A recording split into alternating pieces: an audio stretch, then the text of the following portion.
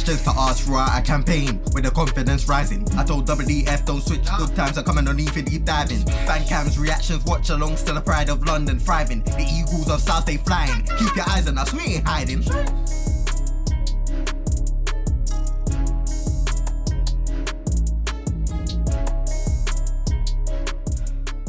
Yes guys, and welcome back to Transfer Weekly, episode 4.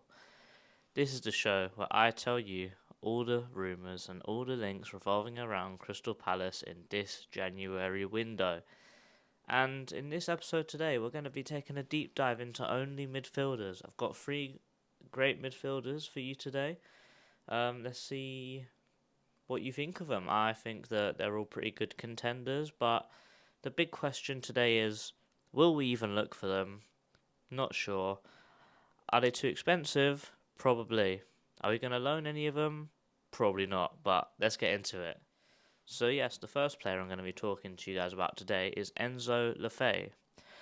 I'm not going to lie to you, I had no idea who this guy was. I watched Euro Expert's video. I'll put his link in the description. I'll probably put a screenshot around here somewhere because I know Rihanna done me dirty. Watch this video, man. It's a great video.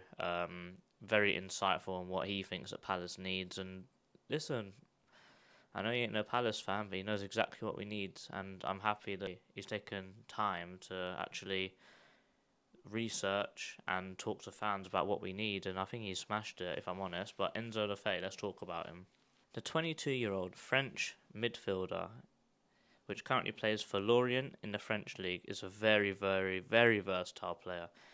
He currently plays in the 8th position, which he has been doing this season, and it seems to be a revelation for him. He's just taken his game to a whole new level, and he's normally a 10, and he can play the 10 position. You know what that is? Versatile, baby. You know what Vieira likes? Versatile players. And with how he plays, I think he'll suit Crystal Palace really well. He's a very good playmaker, can attack, can press when off the ball, can win the ball and then ping a really good pass. His passing is definitely a very strong point in his game. I think strength is probably the only place he'd maybe lack, but I think if you've got enough energy, you can muscle people off the ball. We saw it with Gallagher. He wasn't the strongest guy in the world, but because of the energy he had and what he brought to the team, he was just incredible for us. And I wouldn't say this guy reminds me of him, but he's sort of Gallagher-esque in the sense of he will fit our team. I think that someone with this kind of energy and this young and this good for this young as well is really hard to come by. And a guy like this has a very small window of opportunity for someone like this because unfortunately Bournemouth are in for him, and actually other really big teams are in for him as well. I think Everton are looking at him. I think Leipzig are looking at him to maybe replace Nkunku, maybe move him back to a 10 again. But we'll see what happens. He's a very good dribbler, very composed on the ball, very aware when attacking and defending. Like when he's on the ball, he seems to know where everyone else is on the pitch at all times. He'll be able to ping a pass over lots of players and still get to its destination. In my notes, I have written that he is a free kick taker and he's a really good, very, very good free kick taker. Takes very good corners, very good crosses, and very good attacking free kicks. However, after saying that, last night Michael Olise scored that banger against Man United. So, you know, it is what it is, man. It's never a bad thing to have another good free kick taker because, you know, the more competition there is, the more fighting they're going to do, and the better everyone's going to get in the end. With 19 starts in 19 appearances this season alone, he scored 3 goals and registered 4.1 shots per 90, 0.8 shots on target per 90, getting 4 assists as well by making 8 big chances per game, and he's making it because he's got an incredible 84% pass completion rate throughout the whole season, getting 0.8 interceptions per 90, 3.3 tackles per 90. It just shows he wants to get stuck in. He's an incredible player, and for the price, he looks to be about £15 million. And I think if we don't swoop in now, other teams will come through and get him because he is that good. Also, the thing that makes the window to get him even shorter, his contract runs out in 2024, which probably means that this is the last time you could get him for a little bit more money than you would pay in the summer, but you'd have a lot less competition right now. And I think that biting the bullet, maybe spending a few more pounds, but getting an incredible player that will last us for a long time, because him and Decore will just complement each other so well because they play very similarly, they can pass similarly, and the composure is very good in that midfield if we do get it running. But you know, it is what it is. But I think Parish, Texter, I don't know what your beef is right now, but just get this guy done. I know that we want to stay out of debt, and I know that we want to invest in players, but I'm sorry, but we've got to buy players, man.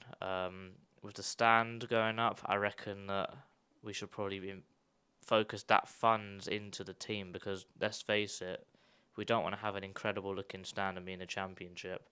Not saying we're going down just yet, but the United point helped a lot, but it is what it is. I want to see us get this guy. I think him and Haidara is probably the two guys I'd love to have in this Palace team right now by the end of this window, but unfortunately I don't see it happening. I'd love to see it happen. There's no reason why we can't do a loan to buy. I think a loan to buy would be good for us right now, but I'm guessing that when it comes to the buy stage, because he's going to be so good for us, he's going to be 20 million and we can't afford it. But, you know, let's see what happens. On to the next one. What is it with these Moroccan guys finding their way into my Transfer Weekly episodes? Mate, these guys are incredible at football. I tell you that now. Are you ready for this game to get butchered? Because I am. Azidine Onai. Assadine Onai. The 22-year-old Moroccan midfielder currently plays for Angers. He's also a part of the World Cup squad. And guess who we covered last week? Amrabat. Also a part of that squad. These guys linked up really well. Don't think we're going to get Amrabat, as I said last week, but this guy's a lot more feasible. Didn't feature in as many games, not as highly rated as Amrabat as well. But I wouldn't say just as good, I would say technically better. But I think Amrabat's a bit stronger. But we'll dive into that a little bit more. So this guy is very good at dribbling. I think it seems to be a very common case of what we need in this team. We just need dribblers. We need people that can pass the ball very well, because we was much more of a pace and power team, but we're not really anymore. And it shows with the kind of players that we're linked with, the kind of players that we think we need as fans. It's just shifted, and we've gone more to dribbling instead of pace and passing. Passing is huge now. We play such a passing game, such a possession game, and I think with all these midfielders, I didn't even say it about Enzo earlier, but I'll say it now. Having another midfielder in this team that can take the brunt of passing, of long passing specifically, off of Anderson would be huge for us. If Anderson is getting pressed out like we saw against, who was it? I can't remember now. I think it was Southampton. They just pressed and stood on Anderson all game. And guess what? We had to pass to someone else, and unfortunately Decore was getting marked and Anderson were getting marked, who were our best passers. If you've got another guy in there, maybe Enzo, maybe this guy, listen, we can break press, he can come deep, pick up the ball, turn, and we can run, we can build up the ball slowly. He could ping a long ball to Elise or Zahar out wide, or maybe even shock someone. Nice little dink inside, Edouard lays it off and we're in. But players like this is just really happy. It makes me really happy to see that Palace are actually looking at players like this, and we're not just going for some, I don't know, no one from the backside of here, there, and everywhere, like Raktip with Izzedine. Very composed when he's on the ball as well. I think I'm not shut up about his passing. His passing's really good. It's probably the best passer that I've spoken about in this transfer show this month. But someone like this, he would just improve our team. 22 years old as well, very young, and quoted about £50 million as well. I don't think this guy's going to be as highly sought after, but as I said, World Cup squad, January window, it's going to be expensive. But is it worth it? You guys tell me in the comments. Let me tell you some stats. Maybe I'll change your mind. With 15 appearances in 13 starts, unfortunately he's got no goals or assists so far this season, but he does get 1.5 shots per 90 and he does make an XG of 1.82. This shows he gets in great positions, even though he's a deep line playmaker. Bit concerning because that's sort of a positioning thing, and with his dribbling and his passing, he does seem to lack the positioning a little bit. And also, if you're in that kind of position, even if you are a defensive midfielder, you need to be putting those goals away. You need to be getting them assists, and I think that's one place that he probably lacks. However, 88% passing accuracy with 2.3 long passes per game shows that you can take the weight off Anderson and Doucouré, and we can actually play out better without bottlenecking ourselves to those two players. We can actually spread it around the whole midfield, and we'd be much more fluid team to play. He also gets 1 interception per 90, 1.3 tackles per 90, which shows deep line playmaker, very good defensively also. So listen, guys, tell me, what do you think? Let's finish it out. Let's see the last one. Sander Berg, the 24-year-old Norwegian defensive midfielder that currently plays for Sheffield United. He is tearing it up in the Championship right now. He's got a hell of a midfield with him, with people like Norwood, who's really helping him out with them of defensive duties. But they are smashing it. Sheffield United look like the favourites to come up alongside Burnley because they are second in the table right now, and they just keep getting better. And listen, they bought this guy when they were in the Premier League. I think they've had their first brilliant season. They bought him and then they went down, I believe. But even though he was in a sinking ship, he was still one of the bright sparks in that team. And it's just really impressive to me that what he can do. He stayed at that club, he worked hard, and now look, they look like they're going to come up. And if he does decide to take the jump to the Premier League, listen, I think everyone 8 and down would love this guy in his team, in your team. He just makes everyone so much better. But before I tell you what I think, let's hear what Rich thinks. Take it away, Rich. Yes, people, it's your boy Rich. Eagle Eye Football here, and obviously just a little segment on a player that I believe Dougie Freeman's been looking at, and that is Sander Berg, the centre midfielder from Sheffield United. You know, I think this will be a great addition to our squad. Obviously, as you know, we definitely needed another midfielder in, and for me personally, he's a powerful runner. When he gets the ball from deep, he likes to drive forward with the ball, very strong on the ball as he's doing so.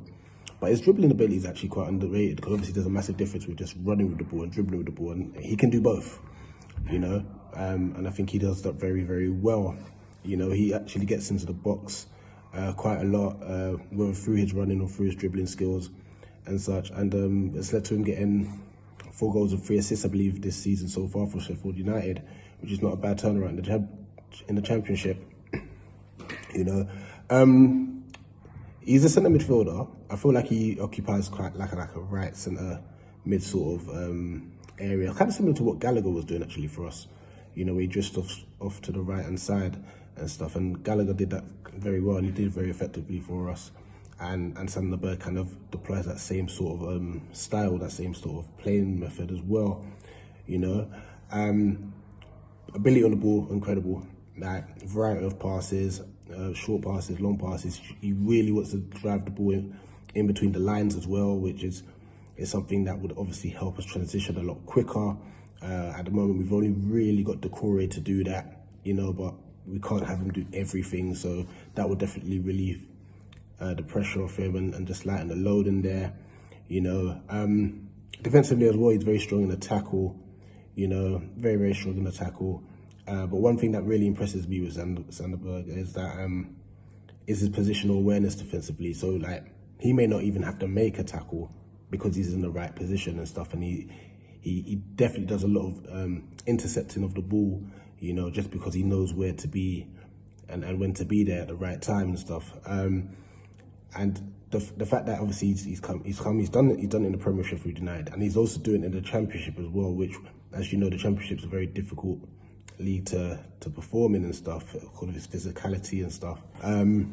It's great that, I think it'll be a fantastic addition for us, you know, because he kind of just ticks all the boxes and stuff. We've been looking for a midfielder to lighten the load on Czech, and I think this will be a very, very good addition, you know. And like I said, the fact that he can get into the box, like he's a threat in the air, in the box going forward, and His passes and his crossing ability is fantastic as well. So yeah, I tell you what, if we can get him, great. It'll be difficult for me personally to see us getting him, especially in this January window, because Sheffield United are doing so well in the Championship at the moment, and they're looking for automatic promotion. So, like, if he does get promoted, he may want to stay again, or it's going to cost us a lot of money to pry him from their hands, obviously, as because they're going to really want to push for promotion back into the Prem. So, yeah, big up JC for these transfer weeklies. They're amazing as always.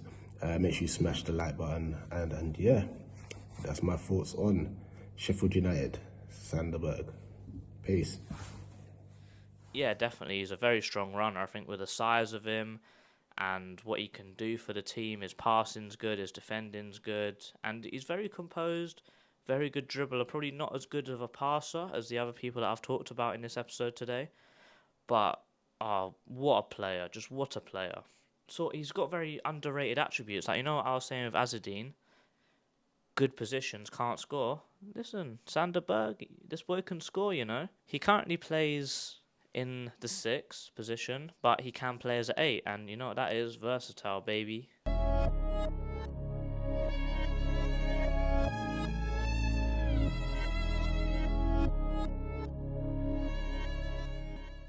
You know what Vieira likes? Versatility. He's most comfortable in the 6, but he can play in the 8. Very exciting times. We can shift around the midfield. Maybe we can play Decore and Sanderberg in an 8, and then Eze in a 10. A much more attacking team, much more forward-thinking team. Or maybe we could just play them both in a 6 and let Eze do whatever the hell he wants. We've got a lot of options if we have a player like this. With 17 starts of 18 appearances, he scored 4 goals and gotten 3 assists, averaging 1.4 shots per 90. And 1.2 key passes per 90. He's a very good passer with 80% passing accuracy. Not as high as the other guys, but it's still very adequate for what we need. Right now, we just need a good passer. With 1.2 tackles per 90, shows defensive ability. And it just shows for the kind of player that we're looking for. It's a very good, very hard-working defensive midfielder, and something like that is pretty hard to come by. I know we've talked about a lot here, but I think the options are starting to dry up that are good enough for the Premier League right now. I say, unfortunately, he's probably worth about 20-25 million pounds because he's a proper, very good player. And Sheffield United are coming up. They're not going to want to sell in January, but if they do, they're going to want a sell-on clause, and they're going to want big money for him, and they'll probably way out of our price range. And I think asking a Championship team that's going to come up in the Premier League, or most likely will come up in the Premier League, and saying to them, can we do a loan to buy? It's just taking the mick a bit, and I don't think they're going to buy it. I'd love Sanderberg, and listen, you guys tell me what you think in the comments below. Who is the best option out of all of these players that I've listed today? In my personal opinion, I want Enzo.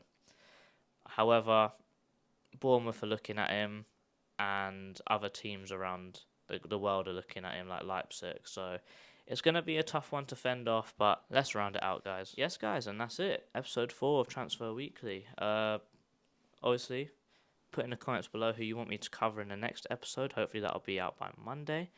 And yeah, like, share, subscribe. And this is your boy, JC from Eagle Eye Football. And I'm out. Eagles!